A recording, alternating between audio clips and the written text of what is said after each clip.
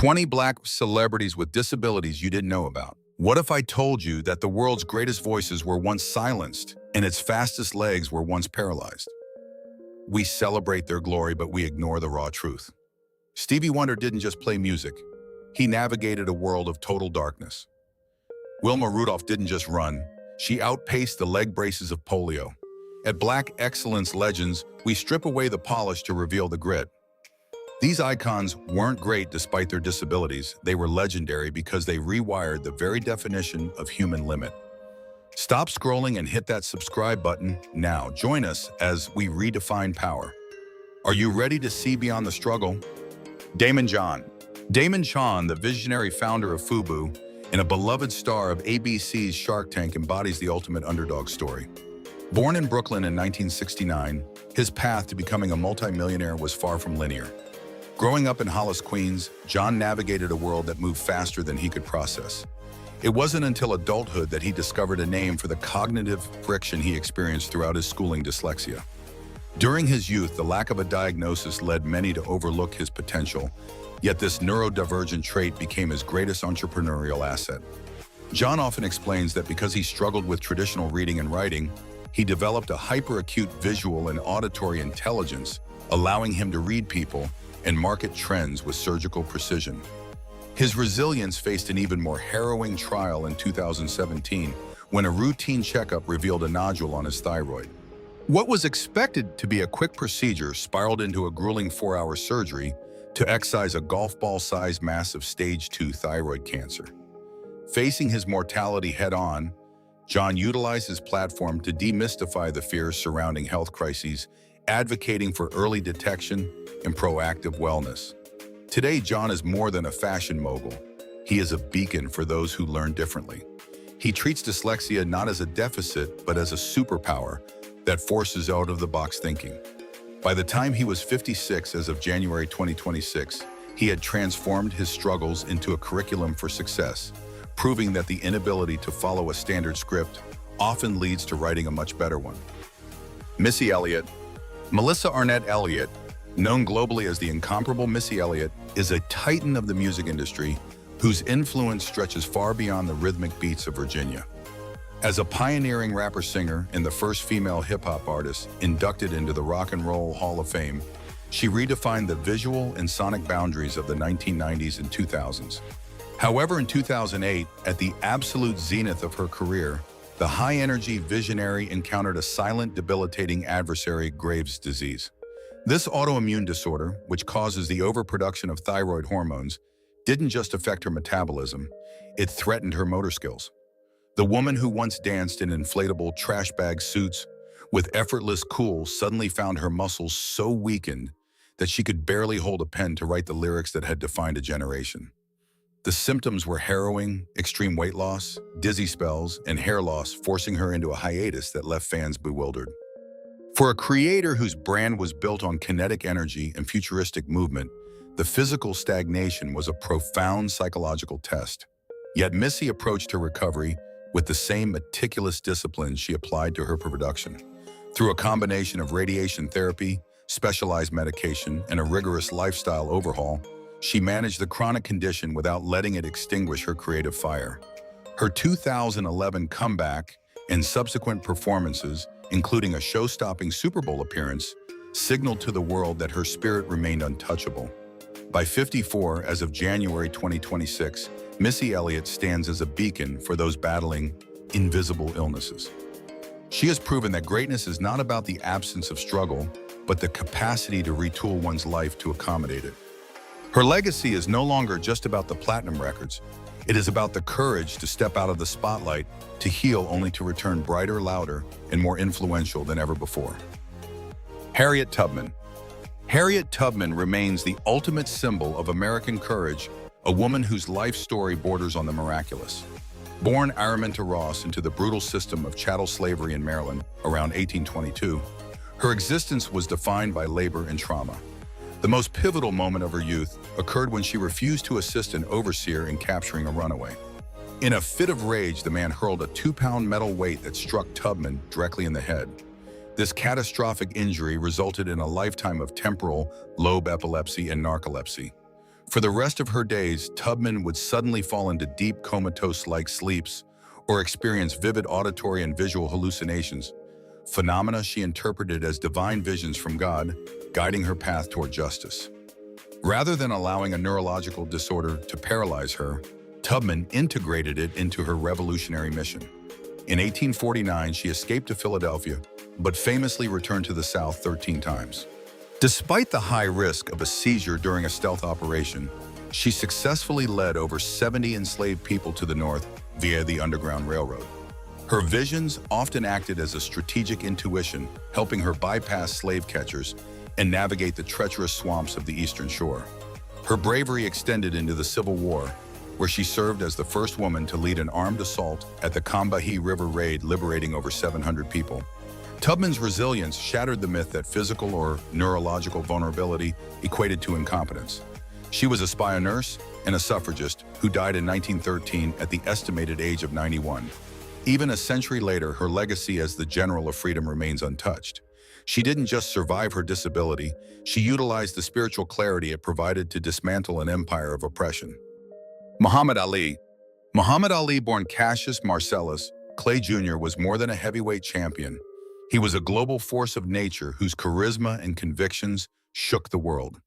Renowned for his lightning-fast footwork and float like a butterfly, sting like a bee philosophy, Ali dominated the golden era of boxing, securing the undisputed heavyweight title multiple times between 1964 and 1978. However, the very sport that granted him immortality also exacted a heavy physical toll. In 1984, just 3 years after his final retirement, Ali was diagnosed with Parkinson's syndrome, a progressive neurological disorder. Medical experts largely attributed his condition to the estimated 200,000 punches he absorbed during a career defined by his rope-a-dope strategy, which involved taking hits to exhaust his opponents. The transition from a man who could out-talk any politician to a man whose voice was reduced to a whisper and whose hands trembled uncontrollably was a profound transformation. Yet Ali's greatest title wasn't lost. It was redefined. For 32 years, he fought Parkinson's with the same defiance he showed in the ring.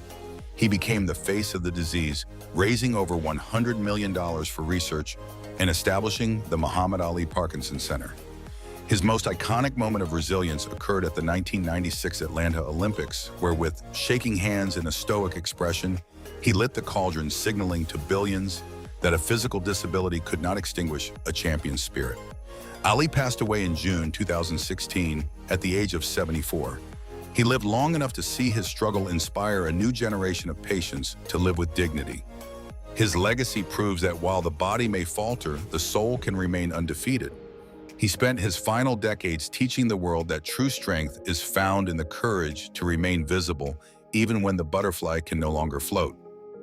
Prince Amponsa. Prince Amponsa is a testament to the sheer tenacity of the human spirit and the transformative power of art. A rising star in the Canadian theater scene, Amponsa's life changed forever in November 2012 when a devastating electrical fire consumed his apartment while he slept. The inferno left him with third-degree burns covering over 65% of his body. To save his life, surgeons had to perform a bilateral amputation, removing both of his arms just below the elbow.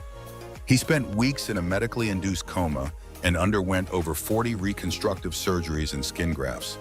For many, such a catastrophic physical shift would signal the end of a performance career. But for Amponsa, it became the prologue to a more profound artistic chapter. His recovery was a grueling marathon of physical therapy and psychological reorientation. After nearly 4 years of silence and healing, he made a triumphant return to the stage in 2016. Amponsa refused to be cast in roles that merely used his disability as a prop. Instead, he demanded complex characters that explored the full spectrum of humanity. His breakthrough came with high-profile television roles in The Handmaid's Tale station, 11 and Killjoys. In 2022, his performance in the series Avocado Toast earned him a prestigious Canadian Screen Award nomination, cementing his status as a premier talent in the industry. By February 2026, Amponsa continues to thrive, using his platform to advocate for authentic representation in Hollywood and beyond. He challenges the industry to see disabled actors as versatile artists, capable of leading narratives rather than just inspiring side characters. His presence on screen is a powerful visual reminder that a physical ending is often just a radical transformation. Prince Amponsa didn't just survive the fire. He emerged from it with a clarity and a presence that has made him one of the most compelling actors of his generation. Simone Biles. Simone Biles is widely regarded as the GOAT,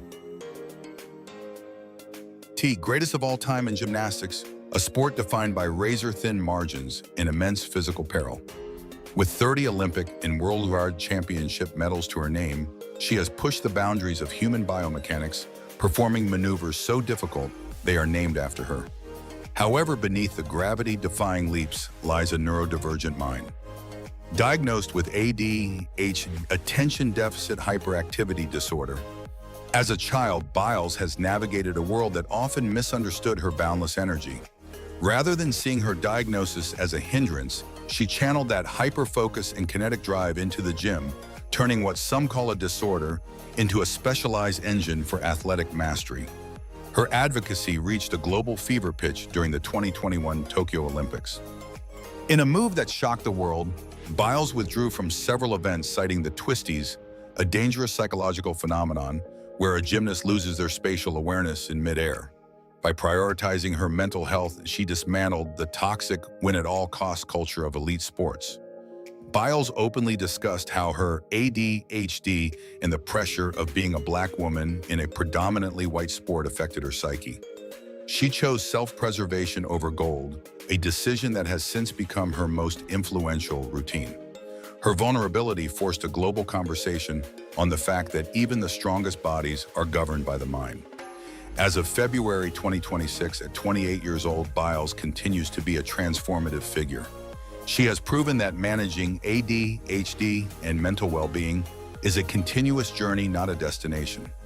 By refusing to be shamed for her neurodiversity or her need for boundaries, she has paved the way for future athletes to compete as their whole selves. Simone Biles didn't just master the floor exercise. She mastered the courage to be human in an industry that demanded she be a machine. Ray Charles. Ray Charles Robinson, known simply as the Genius, was a revolutionary force who dismantled the genre barriers between rhythm and blues, gospel, and country music. Born into crushing poverty in Albany, Georgia in 1930, his childhood was marked by unimaginable loss and physical trial.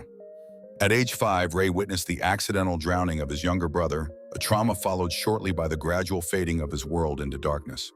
By age 7, he was completely blind, a condition historians and doctors believe was caused by untreated glaucoma. In an era of deep racial segregation and limited accessibility, a young Black boy without sight faced a future of near-certain marginalization. However, Charles possessed an internal vision that required no light. Sent to the Florida School for the Deaf and the Blind, he refined his innate musicality, learning to read Braille music and mastering the piano, saxophone, and clarinet. His disability forced him to develop a supernatural ear for pitch and arrangement, allowing him to see a full orchestra within his mind. Charles famously refused to be treated as a blind performer, demanding the same respect and creative control as his sighted peers. He pioneered the soul genre by fusing the sacred fervor of the church with the secular grit of the blues, a movie that was initially controversial but eventually changed the DNA of American popular music. Ray Charles's life was a masterclass in autonomy. He navigated global tours, ran his own record label, and became a central figure in the civil rights movement, famously refusing to play for segregated audiences in Georgia. By the time of his passing in June 2004, at the age of 73, he had secured 17 Grammy Awards and influenced every major artist from Elvis Presley to Stevie Wonder. He proved that blindness was not a deficit of perception, but a shift in it. Ray Charles didn't just play music. He felt the frequency of the human experience, showing the world that while his eyes were closed, his soul was wide open. Barbara Jordan.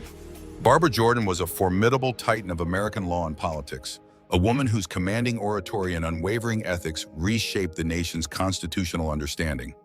Born in Houston, Texas in 1936, Jordan rose from the segregated South to become a trailblazer of firsts, the first Black woman elected to the Texas Senate and the first Black woman from the Deep South to hold a seat in the U.S. House of Representatives.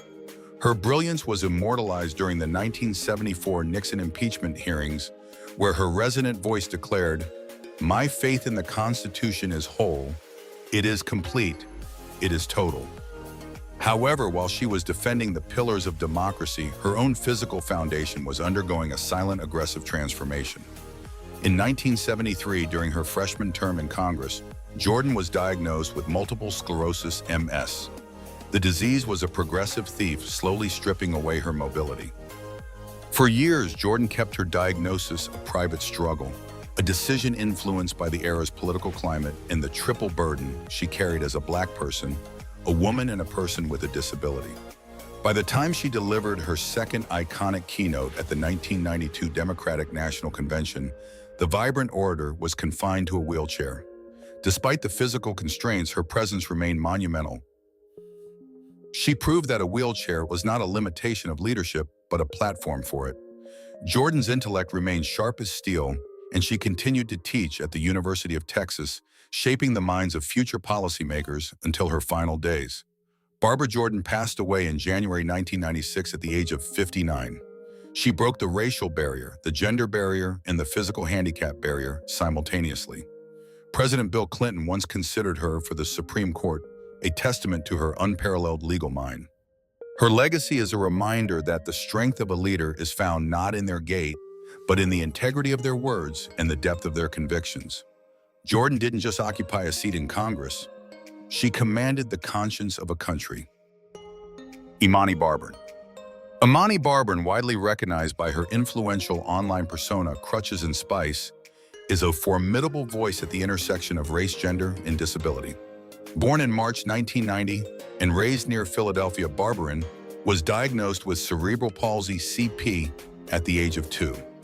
Growing up in a world designed for the able-bodied, she quickly realized that her identity as a Black woman with a physical disability placed her in a unique position of vulnerability and power. She didn't just want to fit in, she wanted to dismantle the systemic barriers that made fitting in a requirement for survival. With a background in creative writing and a master's in communications from the American University of Paris, she wields her intellect as a scalpel to dissect the nuances of ableism and racism. In 2014, she launched her blog, which rapidly evolved into a global platform for advocacy. Barbarin is a master of digital storytelling, using platforms like TikTok and Twitter to trend hashtags like #AbleItsOurWeird and #DisabilityTooWhite, forcing a predominantly white disability movement to reckon with its internal biases. Her work as a communications manager for a disability legal office and her podcasting efforts, such as Vote for Access, highlight the disenfranchisement of disabled voters. She argues fiercely that disability rights are human rights, focusing on issues like institutionalization, medical bias, and the economic hurdles that disproportionately affect Black disabled people. As of February 2026, at 35 years old, Barbarin continues to be a central figure in modern civil rights. She refuses the inspiration porn narrative, the idea that disabled people exist solely to make able-bodied people feel better about their lives. Instead, she demands equity, accessibility, and joy. Her presence is a vibrant, uncompromising reminder that disability is not a tragedy to be fixed, but a culture to be celebrated. Imani Barbarin isn't just speaking for a community, she is leading a digital revolution that insists on a world where every body is valued. Sojourner Truth. Sojourner Truth, born Isabella Baumfree in 1797 in Ulster County, New York, remains one of history's most formidable figures in the fight for human dignity. Born into the brutal system of slavery, her early life was a landscape of hardship and physical labor.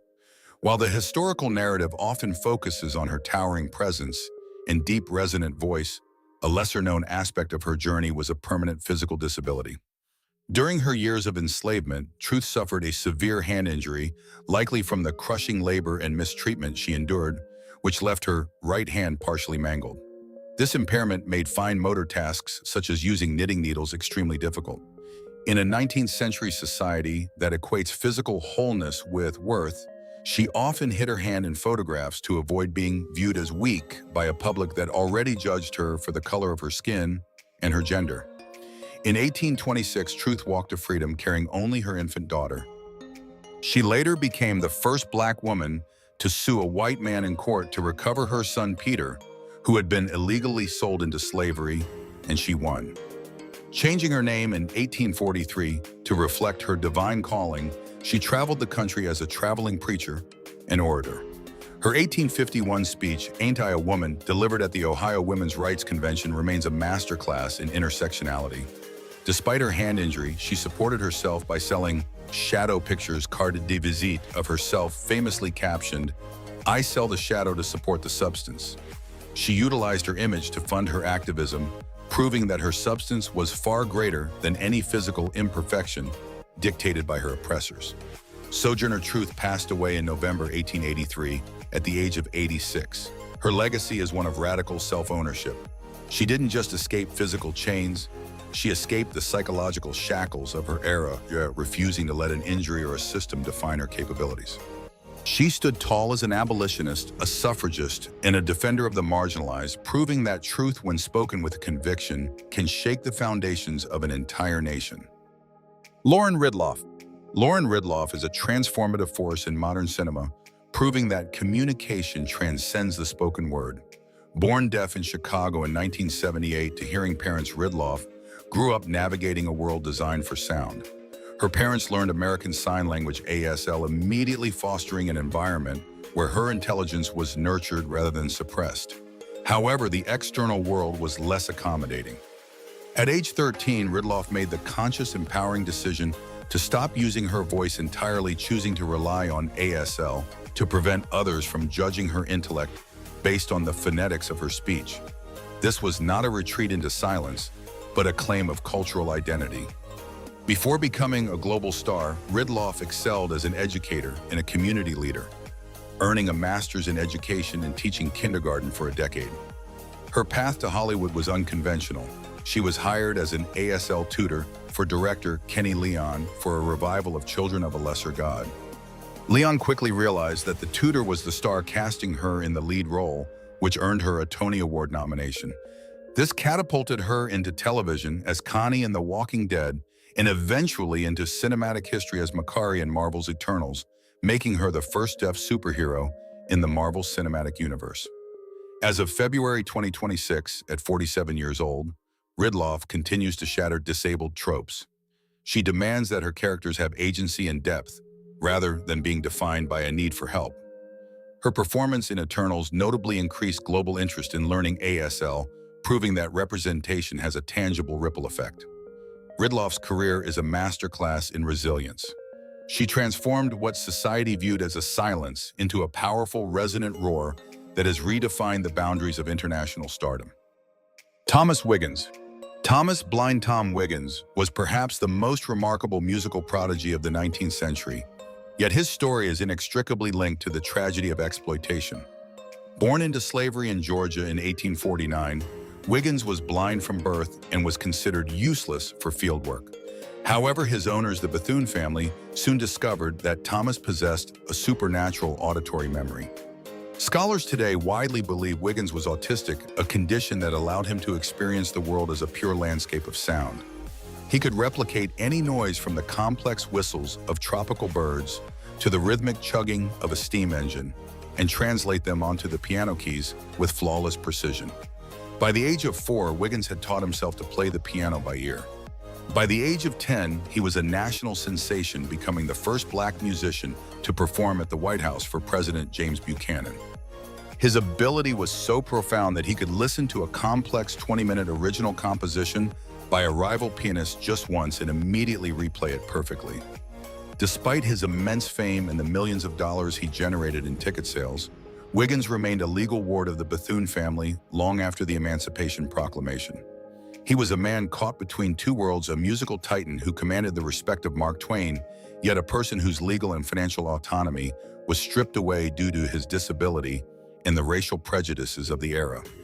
Thomas Wiggins passed away in June 1908 at the age of 59. He left behind a legacy of over 100 original compositions, including the famous Battle of Manassas, which used dissonance and polyrhythms decades before they became standard in modern music. He was not merely a musical curiosity, but a pioneer of avant-garde sound.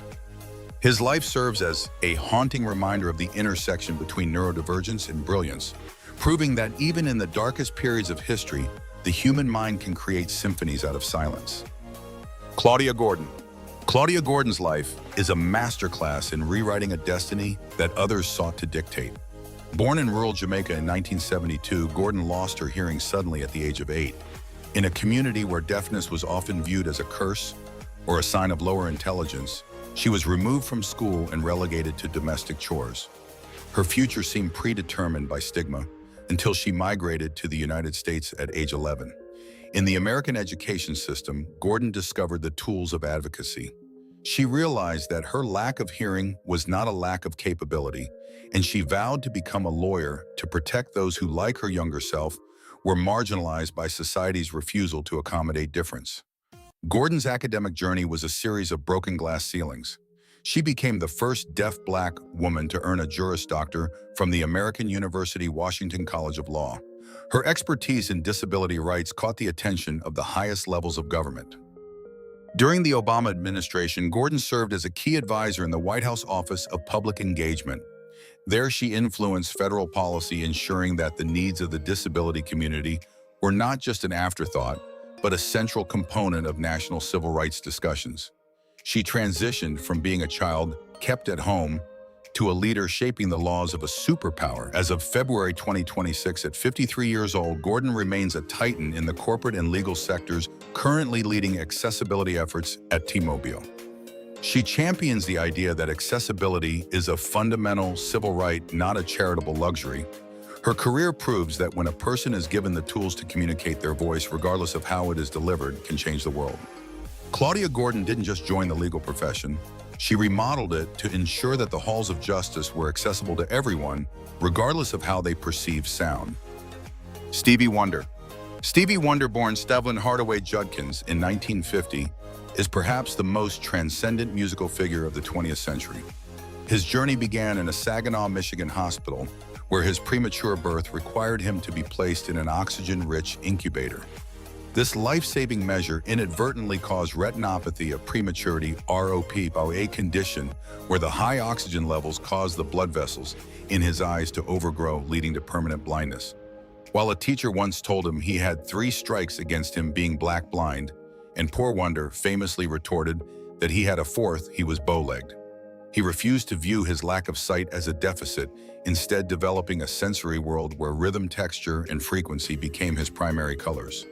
Signed to Motown at just 11 years old as Little Stevie Wonder, he quickly evolved from a child prodigy into a sophisticated composer. In the 1970s, he embarked on a classic period of creativity that remains unparalleled in music history, releasing a string of masterpieces like Inner Visions and Songs in the Key of Life. Wonder was a pioneer in the use of synthesizers, specifically the Tonto and Moog, which he used to craft a lush, futuristic sound that felt 3-dimensional. His blindness necessitated a profound reliance on memory and auditory spatial awareness, allowing him to layer dozens of instruments, most of which he played himself, into complex, soulful tapestries that saw the social and spiritual realities of America better than his sighted contemporaries. As of February 2026, at 75 years old, Stevie Wonder stands as a global ambassador for peace and disability rights. Beyond his 25 Grammy Awards, he was instrumental in making Martin Luther King Jr. Day a national holiday and has served as a United Nations messenger of peace. He proved that vision is not a function of the eyes, but of the heart and mind. Stevie Wonder didn't just overcome blindness. He utilized it to develop a deeper clarity, teaching the world that the most beautiful things in life are not seen but felt through the vibration of love and melody. Clarence Page. Clarence Page is a titan of American journalism, a columnist whose razor-sharp insights have graced the pages of the Chicago Tribune for decades. Born in 1947 in Dayton, Ohio, Page began his career in an era where the newsroom was a frantic, high-pressure environment that demanded rapid-fire processing of complex events. For many, this atmosphere was overwhelming, but for Page, it felt like home. Throughout his illustrious career, which includes winning the Pulitzer Prize for Commentary in 1989, Page has been open about his life with ADHD, Attention Deficit Hyperactivity Disorder. In a profession that requires juggling 12 balls at once, Page discovered that his neurodivergent brain was not a deficit but a specialized engine for the chaotic world of media. Page often describes ADHD as having a Ferrari engine for a brain, but with bicycle brakes. In the traditional classroom settings of the 1950s and 60s, this led to him being labeled as restless or easily distracted. However, in the 24-hour news cycle, his ability to hyper-focus on breaking stories while simultaneously tracking multiple cultural threads became his greatest asset. He used his platform to demystify the disorder, especially within the Black community, where mental health and neurodiversity are often stigmatized or undiagnosed. By speaking candidly about his reliance on structure lists and professional help, he transformed the narrative of ADHD from one of disruption to one of dynamic creativity. As of February 2026, at 78 years old, Clarence Page continues to be a vital voice in American political discourse. He remains a regular contributor to the PBS NewsHour and various national panels, proving that age and neurodiversity are no barriers to intellectual dominance. His legacy is one of intellectual agility. He showed the world that a mind that moves fast can capture truths that slower, more rigid perspectives often miss. Clarence Page didn't succeed in spite of his ADHD. He leveraged its unique rhythm to become one of the most respected journalists in history. Mama Cax. Mama Cax, born Cax My Brutus in 1989, was a Haitian-American model and disability rights activist who shattered the exclusionary glass ceiling of the fashion industry. Her journey into advocacy began at age 14 when she was diagnosed with osteosarcoma, an aggressive form of bone cancer. Doctors gave her only weeks to live, but a successful yet grueling hip replacement surgery saved her life. However, due to complications from the surgery, her right leg was later amputated. In an industry that historically idolized symmetrical, able-bodied perfection, Cax's physical reality was a radical challenge to the status quo. Initially struggling with body image, she eventually made a transformative choice. She would not hide her prosthetic leg. She would make it a centerpiece of high fashion. Cax became a pioneer of adaptive fashion, famously decorating her prosthetic limb with intricate designs, floral patterns, and bold colors, turning a medical device into a stunning accessory. Her breakthrough came when she was featured in a 2017 campaign for Wet n Wild and later walked the runway for Rihanna's Savage X Fenty show, a moment that went viral for its raw representation of disabled Black beauty. She used her massive social media presence to demand that brands move beyond tokenism, advocating for true inclusion and accessibility in the design world. She wasn't just a model, she was a visual artist whose body was a canvas of resilience. Tragically, Mama Cax passed away in December 2019 at the age of 30 due to sudden medical complications involving blood clots. Despite her brief time in the spotlight, her impact remains a permanent fixture in the industry. As of February 2026, her legacy continues to inspire Cax-like inclusion on runways worldwide. She taught a generation that a disability is not something to be camouflaged, but a unique facet of identity that can be celebrated with glamour and grit. Mama Cax didn't just walk the runway, she paved it for every disabled person who dared to dream of the spotlight. Malcolm X. Malcolm X, born Malcolm Little, remains one of the most polarizing and powerful figures in the global struggle for human rights. While he is celebrated for his razor-sharp rhetoric and his role as a catalyst for Black pride, the foundation of his intellectual power was built on a hidden struggle. During his early years in the Michigan school system, Malcolm displayed high intelligence but often felt a disconnect between his thoughts and the written word. Scholars and biographers have analyzed his early academic patterns and his own accounts in his autobiography to conclude that he likely struggled with dyslexia. In the 1930s and 40s, this condition was rarely diagnosed, especially in Black children, leading many to label him as difficult or unfocused. The true transformation occurred during his imprisonment in the late 1940s. Realizing that his inability to articulate his ideas in writing was a barrier to his freedom, Malcolm undertook a monumental task. He requested a dictionary from the prison library and began to copy every single word, including the definitions and pronunciations, by hand onto his tablets. This grueling process was a self-imposed therapy for his dyslexia. By meticulously connecting the visual letters to their phonetics and meanings, he literally rewired his brain. He spent hours under the dim glow of the corridor lights after lights out, absorbing the English language until he had mastered it. By the time of his assassination in 1965, at the age of 39, Malcolm X had become one of the most sought-after speakers in the world. He proved that a learning disability is not a ceiling on intelligence, but a different way of processing the world. His mastery of language allowed him to challenge the world's most powerful institutions, proving that literacy is the ultimate tool of liberation. His legacy teaches us that the path to genius often requires the courage to go back to the very basics, one word at a time, to unlock the power of the mind. Tamika Catchings. Tamika Catchings is a titan of the WNBA, an Indiana Fever legend, whose resume reads like a blueprint for athletic perfection: four-time Olympic gold medalist, WNBA MVP, and a 10-time All-Star. However, the foundation of her relentless playing style was forged in the silence of her childhood. Born with profound hearing loss in both ears, Catchings spent her youth wearing heavy, cumbersome hearing aids. In a world that often equates physical perfection with athletic potential, her disability made her a target for bullying. In a moment of raw frustration in second grade, she famously threw her hearing aids into a field, choosing to navigate the world through observation rather than amplified sound. This challenge became her greatest strategic advantage. Because she couldn't always hear the whistle or her teammates' calls, Catchings developed a hyperacute sense of court vision. She learned to read a body language, anticipate player movements, and process the game's rhythm visually at a speed few could match. This led to her becoming the only player in history, male or female, to record a quintuple double: 25 points, 18 rebounds, 11 assists, 10 steals, and 10 blocks in a single game during high school. She didn't just play basketball, she saw the game in a way that hearing players often took for granted. By February 2026, the 46-year-old Hall of Famer has transitioned from the court to a legacy of service. Through her Catch the Stars Foundation, she empowers youth with disabilities to view their challenges as superpowers. Catchings eventually embraced her hearing aids later in life, realizing they were a tool for connection, not a mark of weakness. Her story is a powerful reminder that disability is often just a different frequency of excellence.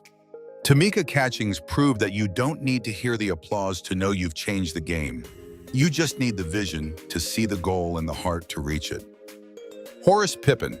Horace Pippen was one of the most significant self-taught American painters of the 20th century, a man whose vibrant emotional works captured the soul of Black life in the trauma of war.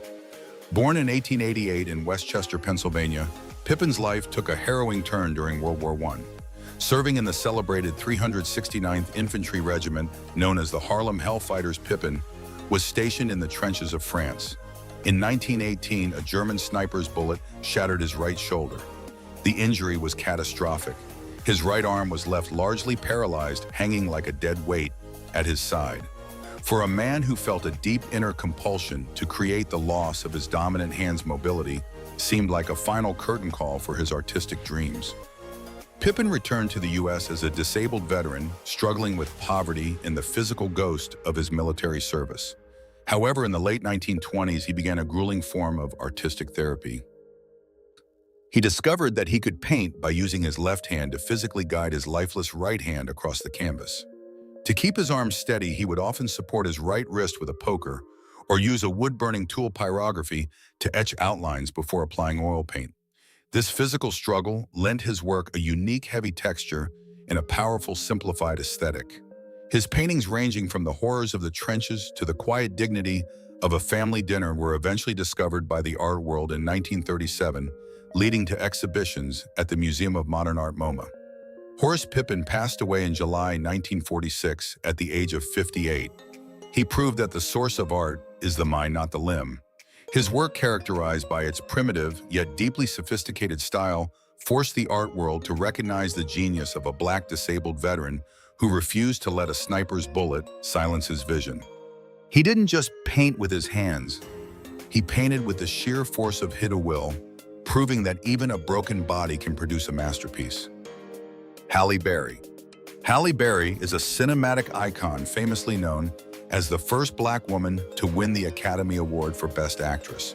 While her career is defined by high-octane roles in X-Men, John Wick, and Monsters Ball, Her personal life has been a marathon of health management. In 1989, while filming the television series Living Dolls, Barry collapsed and slipped into a 7-day coma. She was subsequently diagnosed with type 1 diabetes, though she has occasionally stirred medical debate by referring to her condition as type 2 or claiming to have weaned herself off insulin, a claim doctors clarify is impossible for type 1. Regardless of the specific classification, the diagnosis was a seismic shift for a young actress in an industry that demands 16-hour workdays and peak physical performance. For Barry, managing her health became as much a part of her craft as learning her lines. She had to master the delicate balance of blood sugar levels while performing demanding stunts and maintaining a rigorous filming schedule. She became a vocal advocate for healthy living, often crediting the ketogenic diet and disciplined exercise for her longevity in a grueling industry. However, she also faced the unique pressure of being a Black woman in Hollywood whose perfection was part of her brand. Admitting to a chronic illness was a risk in an era that viewed health issues as a liability. She chose to be transparent, turning her diagnosis into a platform for health awareness. As of February 2026, at 59 years old, Barry remains a powerhouse of fitness and longevity. She has successfully navigated 4 decades in Hollywood while managing a chronic condition that requires constant vigilance. Her legacy is one of functional strength, proving that a diagnosis is not a limitation on what the body can achieve, but a reason to treat the body with more respect and discipline. Halle Berry didn't just survive her diagnosis. She used it to build a lifestyle of resilience that has kept her at the top of her game for over 30 years. Thank you for journeying through the lives of these titans on Black Excellence Legends. We've seen how disability was never a deficit, but a different frequency of greatness, from the sonic landscapes of Stevie Wonder to the political ironclad will of Barbara Jordan. These legends prove that the human spirit doesn't just endure, it evolves, turning physical and neurological challenges into the very tools that reshape the world. Now we end with a question for you. In a world that often demands a narrow definition of perfection, does the struggle to overcome a physical barrier actually make a leader's vision sharper than those who have never had to fight for their space? Or is it time we stop focusing on the overcoming and start demanding a world that is built for everyone from the start,